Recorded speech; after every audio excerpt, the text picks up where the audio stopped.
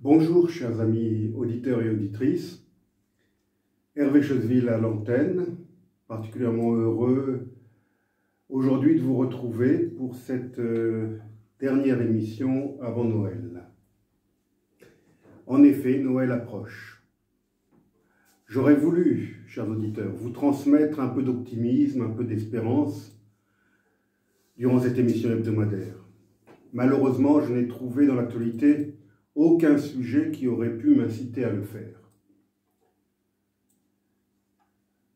À Bastia, je me suis décidé à mettre un peu de chauffage dans ma chambre hier soir. C'était la première fois que je le faisais depuis la fin des beaux jours.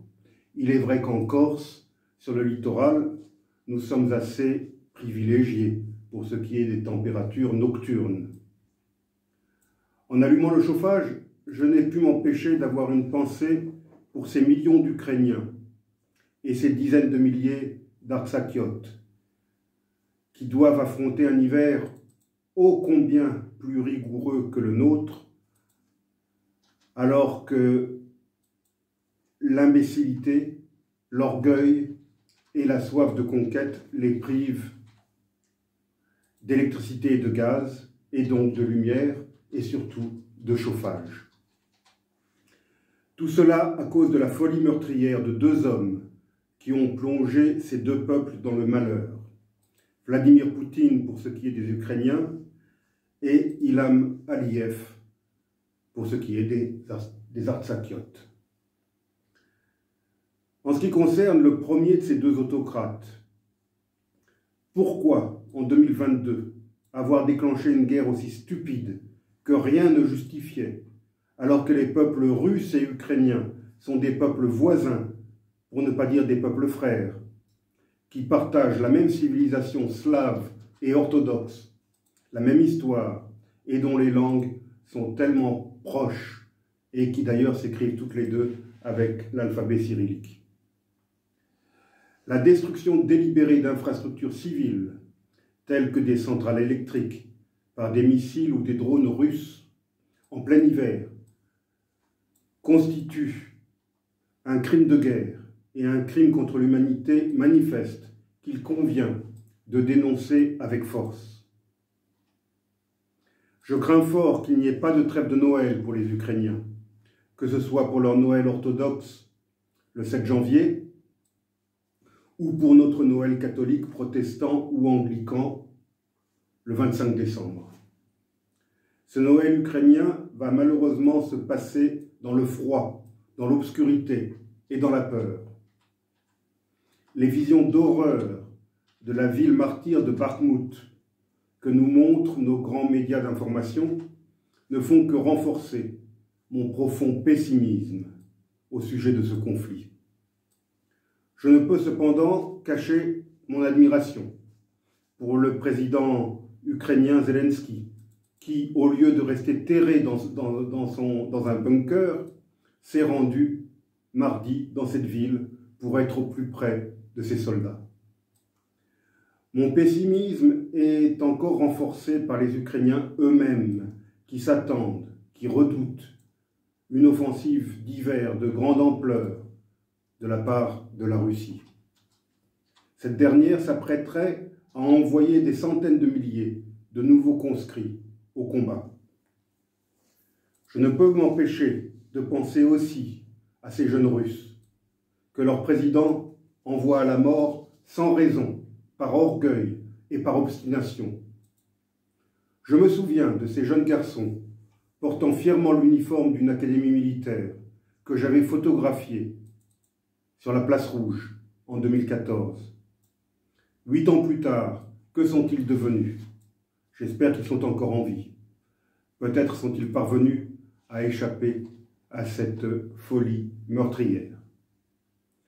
En ce qui concerne le second autocrate, Ilham Aliyev, il envisage l'avenir de l'Artsakh, c'est-à-dire du Haut-Karabakh, comme Mussolini envisageait celui de la Corse voici 8 décennies. Il veut s'approprier la cage, mais de préférence sans les oiseaux. Pour arriver à ses fins, il n'a pas hésité à lancer une guerre en 2020, profitant de la supériorité que lui donnait l'argent du gaz et du pétrole de la mer Caspienne pour acquérir les armes les plus modernes. Cette guerre de 44 jours lui a permis de conquérir une bonne partie de l'Artsakh, un territoire montagneux du Caucase, peuplé par des Arméniens depuis des millénaires. Ces Arméniens qui ont dû fuir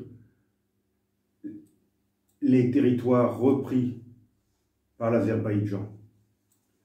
Pour justifier son crime impardonnable, Aliyev agite des cartes héritées de l'époque soviétique, car le dictateur Staline avait placé l'Artsakh en Azerbaïdjan afin de punir les Arméniens trop rétifs envers l'URSS et aussi pour diviser les peuples du Caucase dont il était lui-même issu, rappelons-le.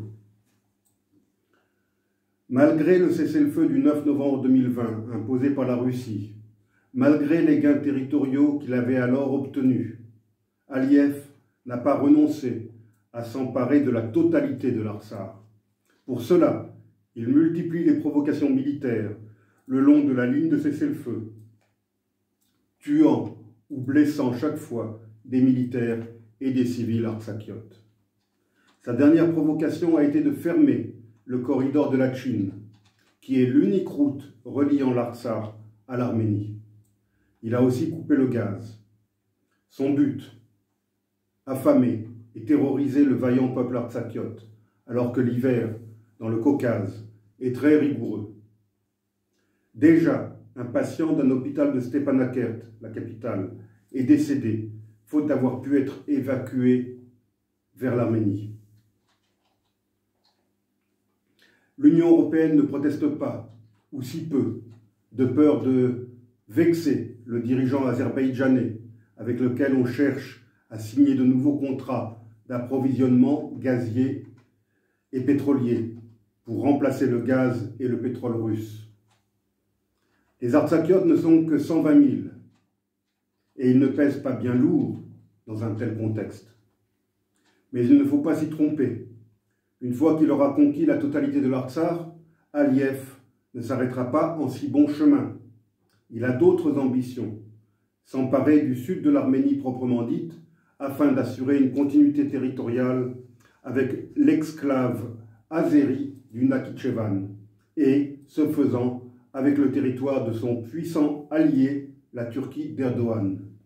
Car le néo-sultan d'Ankara rêve d'unifier le monde turc sous son égide, depuis les Balkans jusqu'aux confins de la Chine. En cette période de Noël, je ne voudrais pas donner l'impression d'être préoccupé uniquement par les guerres européennes. Ayant vécu tant d'années en Afrique, je ne me désintéresse pas de l'actualité souvent tragique de nombre de pays africains. L'Est de la République démocratique du Congo, en particulier, est toujours dans mes pensées en ce moment. En effet, un autre dictateur, celui du Rwanda, a relancé la guerre dans cette région martyre en suscitant une énième fausse rébellion créée de toutes pièces à Kigali. Le Nord Kivu a de nouveau plongé dans l'horreur avec des dizaines de milliers de Congolais jetés sur les routes de l'Exode, contraints de passer Noël dans de sordides camps de déplacés sous des bâches en plastique. Et que dire de ces nouveaux massacres qui, comme chaque fois, constellent l'avancée de ces faux rebelles. Le 29 novembre, dans le village de Kishiche, ces derniers ont massacré plusieurs centaines de civils. La zone étant encore sous leur contrôle, le bilan définitif de cette nouvelle tuerie n'a pas pu être établi avec certitude. Les autorités congolaises estiment à présent le nombre de victimes à 300. La diplomatie française semble s'être enfin réveillée, puisque pour la première fois, et par la voix d'une secrétaire d'État aux Affaires étrangères en visite à Kinshasa, elle vient de condamner clairement le soutien du Rwanda au pseudo-groupe armé qui sème la terreur. Sans doute l'horreur du massacre de Kishiche avait-il rendu le lourd silence français intenable. À l'autre bout de ce vaste pays qu'est la République démocratique du Congo, la nature a frappé la capitale, Kinshasa, où des centaines de personnes ont perdu la vie et des milliers d'autres leurs abris dans des inondations qui ont ravagé les quartiers populaires. Pour ces Kinois, ce sera donc un bien triste Noël.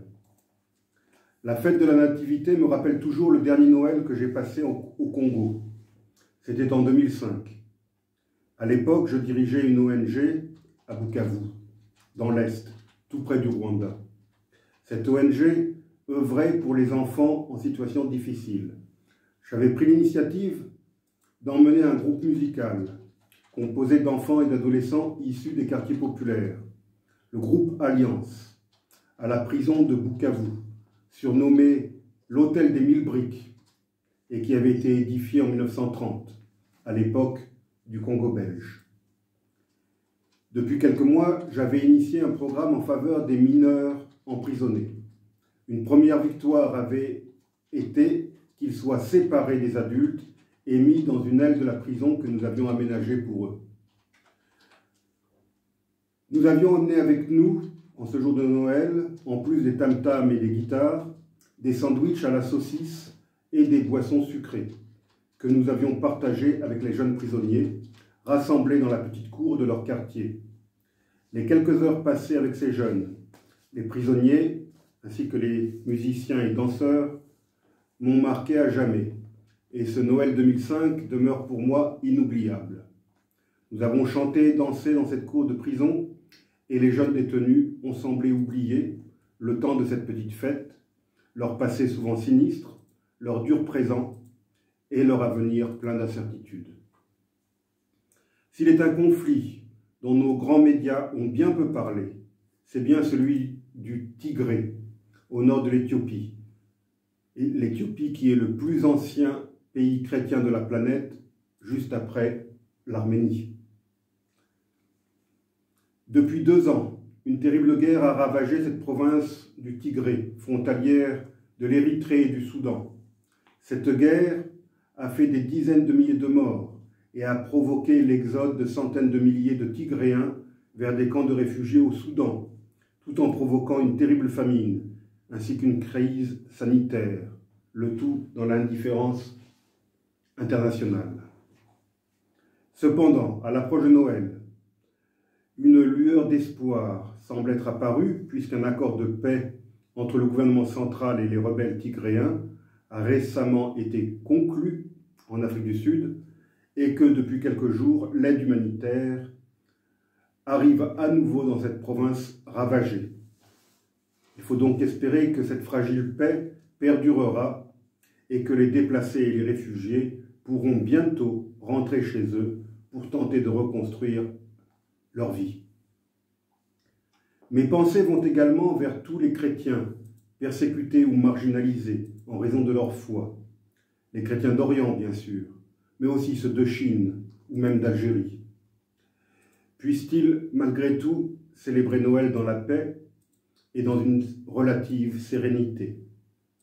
Espérons qu'aucun attentat, comme cela avait été malheureusement le cas par le passé, en Égypte et en Irak, ne vienne à nouveau endeuiller ces célébrations.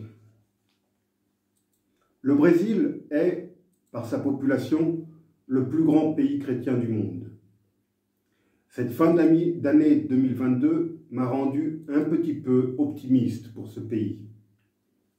La transition politique se poursuit, malgré les blocages de routes et les manifestations organisées par les partisans du président sortant, en particulier par les grands propriétaires terriens, les fazenderos, qui persistent à appeler de leurs vœux un coup d'État militaire. Mais il semble bien que leurs vœux ne seront pas exaucés et que le président élu, Luiz Inácio Lula da Silva, pourra prendre ses fonctions comme prévu le 1er janvier prochain. Son élection à la tête du pays, après 4 années de présidence Bolsonaro, a suscité beaucoup d'espérance, tant à l'intérieur qu'à l'extérieur du Brésil. le mandat qui s'achève a fracturé le Brésil. Et il a été marqué par des controverses et des outrances verbales du président, que ce soit au sujet du climat, de la réforme des universités, de la pandémie du Covid-19 qui a fait des centaines de milliers de morts dans ce pays, et durant laquelle il a pris des décisions critiquées et tenu des propos jugés complotistes. Par le remplacement du programme social Bolsa Familia ou de l'accélération de la destruction de la forêt amazonienne. Les peuples autochtones du Brésil ont placé beaucoup d'espoir en Lula et il faut espérer que le nouveau président ne les décevra pas. Dans cette émission de Noël, j'ai surtout mis l'accent sur quelques situations prévalant dans des pays essentiellement chrétiens. Je me suis délibérément abstenu de parler des guerres et des tragédies qui ont frappé et continuent à frapper malheureusement des pays tels que le Mali, l'Afghanistan, la Syrie, le Yémen, la Libye, l'Iran et bien d'autres encore. On me pardonnera sans doute d'insister plus particulièrement aujourd'hui sur la situation des populations chrétiennes qui ne pourront pas fêter Noël ou qui célébreront cette fête dans des circonstances dramatiques. Nul doute que j'aurai l'occasion, dans les semaines et les mois à venir, de parler d'autres tragédies dont certaines sont toujours insuffisamment évoquées par nos grands médias. Malheureusement, en France, les sujets qui font la une de nos grands médias ne sont pas ceux que j'ai évoqués aujourd'hui. Pendant près d'un mois, la Coupe du Monde de football a relégué toute autre actualité au second plan et parfois les a même totalement occultées. Panem et circenses, du pain et des jeux, disait-on déjà à l'époque des Romains. Cela n'a pas beaucoup changé depuis. Après la victoire certainement méritée de l'Argentine et les retours triomphaux dans leurs pays respectifs des équipes qui ont marqué la phase finale de cet événement sportif, d'autres sujets d'actualité semblent être revenus au premier plan. Le foie gras, qui risque d'être plus rare et plus cher, le champagne, qui sera lui aussi plus cher, et la grève des cheminots, qui va une fois de plus perturber les départs de ceux qui comptaient se déplacer durant les vacances, que l'on n'ose même plus appeler vacances de Noël. Pour ma part, je terminerai cette émission en souhaitant à tous nos auditeurs, où qu'ils soient, un très joyeux Noël. Buon Natale a tutti. Je tiens à remercier les auditeurs qui ont eu la gentillesse de m'adresser leurs vœux. Et je vais vous laisser avec une chanson de Noël de 1970 et qui avait été un grand succès à l'époque.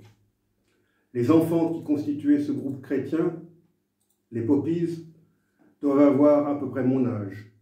Et aujourd'hui, ce ne sont plus des enfants depuis longtemps. Mais leur chanson, elle, est malheureusement toujours d'actualité, plus d'un demi-siècle après sa sortie.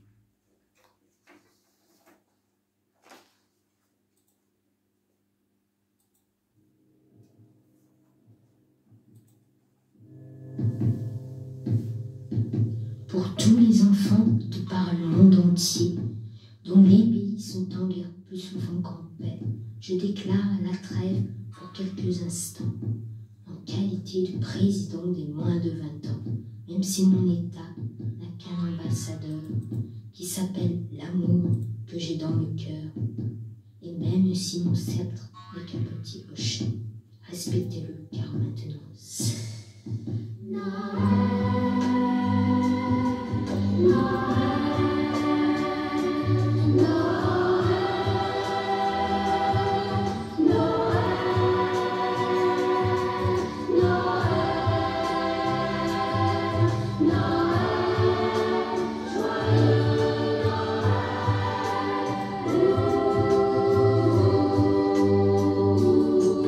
Pour tous les papas et